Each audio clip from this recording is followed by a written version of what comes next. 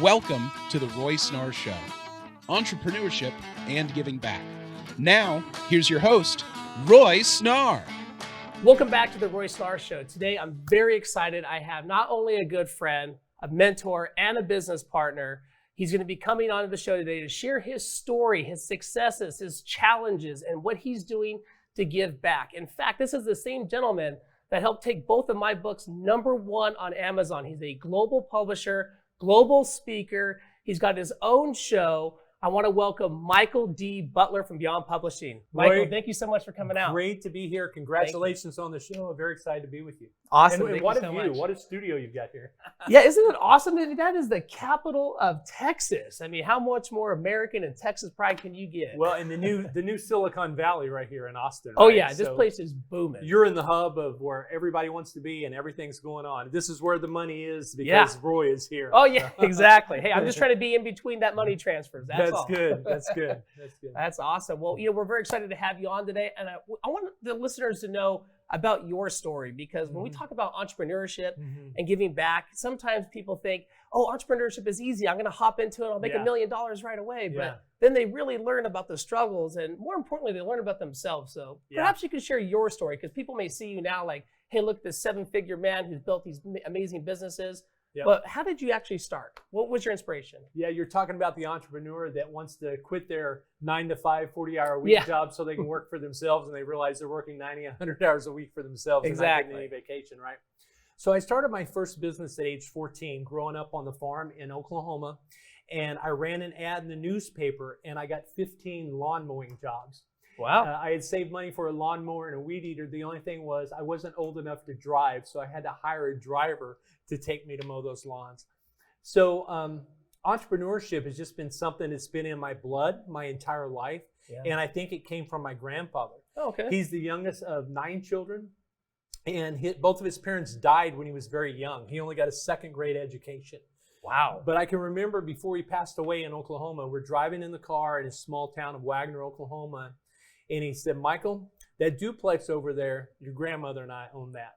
And then he turns the corner, this next street, he says, we own that house on the corner and the house across the street from that one. Wow. And as we're driving around, I knew he bought the dairy farm and saved his money to buy a dairy farm. But I didn't know he was a real estate mogul. And before he passed away, he's showing me all the houses, all the real estate they had invested in. And so I think entrepreneurship was just kind of in my blood, even though both of my parents went the corporate route and retired after 40 years, got the gold watch and all that stuff. I was never wired that way. I could never sit still in school. I always had ideas for businesses, and it just kind of followed me throughout my life. But as a kid, when I stuttered from ages 5 to 11. Oh, wow, that's interesting. That's a challenge. Yeah, it is a challenge because I'm naturally outgoing, but kids are laughing and making fun of me. So growing up on the farm in Oklahoma, I became an introvert, even though I was naturally outgoing. So I had my dog, I had my brother, and then I had my TV show on the farm where I was producing movies on the farm. We would cut to commercials. I would do the commercials. And between my cows and my brother, I overcame the stuttering. But one life-changing thing that happened at age 11, the librarian gave me a book that was written by an 11-year-old kid. Wow. I don't remember the name of the book. I just remember on the front of that book is a sailboat.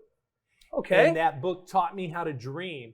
And I would lay in my pasture with the cows and look up into the sky, and I would see a plane flying over. And I said to myself and I said to my family, one day I'm going to be flying on these planes all over the world, speaking to entrepreneurs everywhere about starting companies. And that's kind of how it happened. Wow, that's amazing. So your parents didn't hand you like a golden spoon, like here's a business that we built and here you go, son, and here's all this money. You started from nothing all the way up to where you're at now. Yeah, definitely. My parents bought a farm, and my dad grew up on a dairy farm. He was getting back to his roots, but didn't have any entrepreneurial thing going on in the family, so to speak, other than my grandfather. Yeah. And the book that I read by Michael Gerber called The E-Myth, I was a pastor at the time, and I always had this marketing mind because when you're a pastor, you want to grow your church, and you realize it's all about marketing, so you've got to do your outreach, knocking on doors, calling people, and those kinds of things. Business principles will work in any business. If it's a product-driven or a service-driven business, if you've got a good product and you're taking care of your people and you're over-delivering and it's a good price, particularly if you're doing a consumable product like you're doing with insurance, it just makes sense. Yeah, no, that's great. So you were a pastor, and then how'd you transition from being a pastor to beyond publishing? That was your first venture, correct? Yeah, it was my third venture, actually. Oh. When my kids were young, they were 10, 8, 6, and 4, and I found myself a single father. And I said, I really need to make more income. There wasn't a lot of money at the time in Oklahoma where I was in the ministry. And I was young, and I said, you know what? I really want to focus on my sons and be there for them. They're now 33, 31, 29, 27. Wow. And I got into network marketing because I love the people development aspect of network marketing, where you could teach people, help people get on stages. And my big pitch back then, and we did really good in wellness, we did really good in technology, is I said, adopt a nonprofit, write a book, and get on stage. And you know what? We did really well with that. And so that kind of evolved into publishing books, because what I realized, a lot of people thought the internet killed publishing, but the fact is readership is up globally, and there's no better way to become a credible expert than to write a book like you've done. Yeah, no, that's awesome. I mean, just to pivot on that a little bit, the two books that we have, the Social Security and Long-Term Care book, they have helped us dramatically in our client base. And now we offer white labeling program for agents and advisors. And then anybody else who wants to become their own author, we have a program for that, working with you. And to your point, you adopt a nonprofit, write a book, get on stage. Get on stage. The nonprofit is doing something larger than yourself, giving back. Right. And then the book makes you an expert. And who's going to listen to you unless you're an expert? You have to build credibility. What better way to do it than a book? Yeah, you decide which lane you want to be the expert in, and you want to pick a niche. And niches are always changing. There's a book a few years ago that changed my life called Blue Ocean Strategy. And it's Love about that book. How to be a category creator, being first to market with an idea. Think about pizza delivery. That idea, people were buying Italian food, and a lot of people thought pizza delivery would kill Italian food. It added several zeros. It grew exponentially. So it's all about creating valuable content for your customers, delivering that content. And you think about this, when somebody wants something, where do they go? They go to Google. Right. So when they Google, real estate agent, Austin, Texas, what do they find?